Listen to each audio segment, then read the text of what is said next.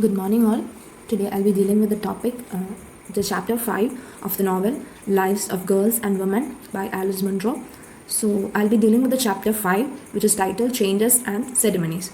So now let us look at the summary of this chapter. So this chapter focuses on the relationship between boys and girls which change over time. So Dell or Della, the protagonist, begins her narration by recalling a scene in which a group of boys are harassing Dell and her friend Naomi. And in this chapter, Dell also reveals her first crush on a boy from her school.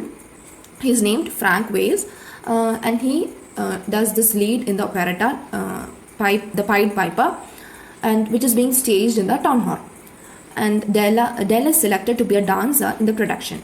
And the rehearsals and costume designs of the operetta consume the participants, but much of Dell's energy goes into daydreaming about Frank, who is actually unaware of her passion for him. So most of us will be having this during a teenage or adolescent, this kind of crush and all. So which that person might not be aware of. So similarly, Dell also has this. Now, the teacher who is maintaining or overseeing this operetta is Miss Ferris, who, although she was born in Jubilee, the same city, but she always seems to be that she felt she was an outsider. And she is often the subject of gossip, which focuses on her clothing and the possibility of a romance or scandal. That means a disapproval or disrespect or dishonor.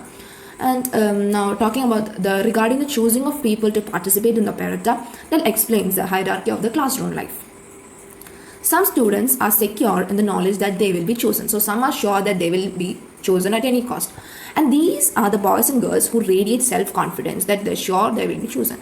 And this position, their position is in part awarded to them by their classmates who admire them, who admire these students. So you might be remembering from in your classes during your school days, you will be having this kind of heroes, the so-called heroes of the class, and these heroes become the heroes because other children or other children gives this badge of stardom to them. So they will be active in everything. They radiate this kind of self-confidence and all.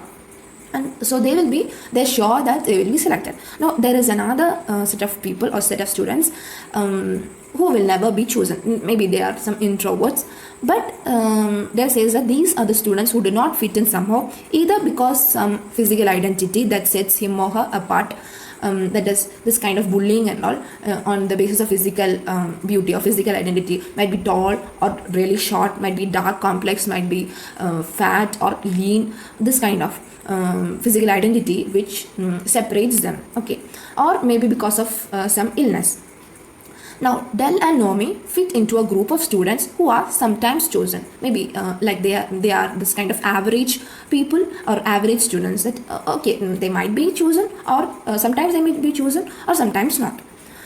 And so Dell's observation about her classmates and her teachers are intermingled with the events surrounding the operetta, which actually culminates in a successful performance. So this chapter ends, however, with a look ahead of a few years and a report that Miss Ferris drowned in a river, which was actually which seemed to be like a suicide, but no one was actually sure about it, whether it was a suicide or not. So as this chapter title suggests, changes and ceremonies, Dell does change. So she transforms herself as she evolves against the backdrop of so many different ceremonies. So this is a very brief summary of this chapter. Now let us move on to the analysis of this chapter. Now, the lives of most of the other women who inhabit Alice Munro's novel reside in more conventionally defined roles. So, although not of all these women are happy, so means that they're confined to this conventional roles, but they are not happy also. For example, Dell's friend Naomi, she is more conventional in her approach to life. She quits school for a clerical job and a choice that like other young women in Jubilee have also made. She is also going with the she is also moving with that way. She is not trying to swim against. She is also going in that stereotypic conventional manner, what the society asks her to be like. So she conforms to the expectations, focusing on her clothing and hair and planning her life around meeting a prospective husband. So she is thinking of meeting this kind of perfect husband someday, like that of the fairy tale, that someday a man would come. maybe like that. So she is actually Naomi is actually betrayed by her own body when she becomes pregnant. So that is what I said in the beginning, that they may be fitting into this conventional role, but they are not happy. And her mother, who for years has claimed knowledge about sexuality and women's bodies, cannot help her in any way except to push her towards marriage. So that is what the society has been built conventionally. If she becomes pregnant or she something that is going away, she should be pushed towards marriage so that she gets her life is settled. But indeed, Naomi, so Naomi settles for marriage, home, and family in a way that Dell could not. So Dell is actually opposite of this. Years later, Naomi had told Dell that girls are responsible if boys take advantage of them. So she is thinking that girls are the problem. The problem is not with the boys. And Naomi was sure about this because, I quote, "It is the girl who is responsible because our sex organs are on the inside and theirs are on the outside. And we can control our urges better than they can," unquote. So this is what Naomi thinks. Naomi, who is a representation of most of the conventional women in the society. But Naomi bites in a stereotype that keep women in their place. But when she is pregnant, she is forced to bed. She warns Dell that you should not be like this. Okay, you should have a bright future. That is what happens in most of the movie stories, etc. So when she is pregnant and she's forced to bed, she says that you should be careful since nothing works to end the pregnancy. So now talking about Miss Ferris, she is a tragic teacher and she's also another conventional figure. So Miss Ferris, she was born in Jubilee, she was educated there and she continued as an adult to live there. And analyzing the lives of unmarried female teachers during the 1940s and 50s, female teachers were forced to meet a restrictive lifestyle that celebrated on overriding commitment to education. So teachers were regulated by codes that govern their clothing, social interactions, friendship, and even where they lived. So teaching administration during this time required that female teachers adhere to social and professional directives to remain unmarried. So because teachers were obliged to be single, since a married, this society was having this type of notion that since a married teacher was taught to be an occupational transit, underqualified, uninterested in professional development, and torn between divided loyalties to her family and her school. That means that with marriage, the responsibility of the family and the household chores, the husband, his parents, and the children is all upon the woman. So the idea is that she won't be able to concentrate on her work wholeheartedly. She won't be able to She won't be able to she won't be able to put herself into her work, to concentrate on her work, and she should not be the breadwinner. What is meant for her to be is to look after the house, or look after the parents or children.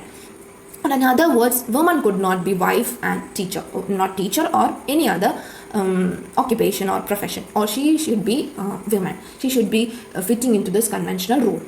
And thus Miss Ferris is a part of the profession that requires that she remains single, and if she wants to continue teaching, and yet her single status invite gossip and seemingly endless speculations and all. So even if Miss Ferris remains single, which her job actually demanded, she also had this people used to gossip about her, that she had some extra things like that. And so even her dressing style was criticized. She dresses as if she is younger than her supposed age, which some observers suggest that it is an attempt to attract man, but Della is against such opinions. So this type of conventional notion that after marriage women should dress in a particular way, with sari or something like that, and before marriage she can do everything, or maybe when she is if she is a girl, she can wear this kind of dress, and when she is moving to adolescence or teenage, she should upgrade her dress, or she should move to some other decent clothes, the so-called decent work clothes, and after marriage she should move to the next level, or the so-called what the society likes, or what her husband, she should dress according to her husband. Otherwise people will be saying some things and all. So that is to attract man. That is what the society says. Now she is relegated to a traditional role, not only through her sex but also her profession. So if other women have this mega opportunity to change, Miss Faris' opportunity is even slimmer. She can only permanently transform her world by committing suicide. And Dell suggests that Miss Faris exists in the past, quote, way back in time. And when she commits suicide, Dell remembers that Miss Faris as, quote, imprisoned in that time, unquote. And Dell is actually amazed that she had broken out to commit this act. And maybe Miss Faris lacked the courage to recreate herself. Her choice as a single school teacher was Winsor, and a life that she is ultimately found was not worth living. So maybe because of that, she did not have this courage to recreate or to rebuild herself, to come out of the cocoon, to break the shells. So maybe that is why she committed suicide. Now, some of the girls and women in Jubilee are trapped in lives filled with dissatisfaction, lost dreams, and unrequited loves. So the change that Addie predicts will not happen quickly enough to save them. But these are the women whose lives make this novel so memorable. So throughout this novel, Dell, the protagonist, is the cusp of change. She is the hope, and by the time she must choose to either break free of Garnet, her lover, or to be consumed by him. So she is no longer as tender about men's feeling as she was when she dated Jerry. She has actually transformed herself. So she has transformed herself. She was ready for this change, which her teacher was not able. So her teacher is actually not teacher. Miss Faris' character was actually the representative of many women who wasn't able to cope up with the change, wasn't able to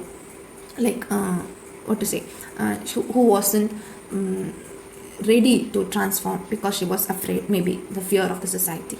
Now moving on to the themes in this chapter, fantasy is one of the themes, and Dell uses fantasy as a way to understand the relationship between girls and boys, and later men and women. So in her first crush on a boy from her 8th grade class, that is Frank Wales. So she daydreams about Frank Wales and imagines him walking her home.